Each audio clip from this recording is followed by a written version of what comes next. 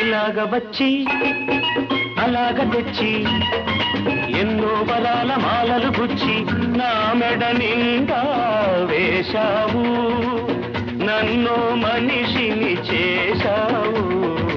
ఎలాగ తీరాలి ఈ రుణం, ఎలాగ తీరాలి.